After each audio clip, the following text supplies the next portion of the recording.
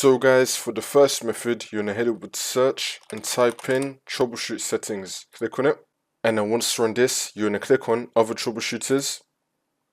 And now you want to find Windows Update. Click on run.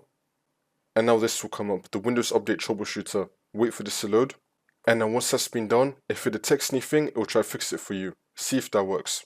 If that's still not working, then for the second method, you're going to head over to search and type in services. Click on it.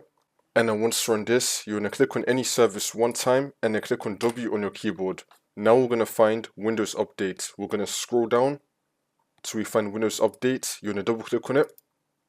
Make sure that you have the startup type on automatic and then click on start, which will now make the server status running. And then click on OK. Now you're going to click on restart. You want to restart the Windows Update service. See if that works for you. And now for the last method, you're going to head over to search and type in Windows PowerShell. Now you want to run it as administrator. And then click on yes.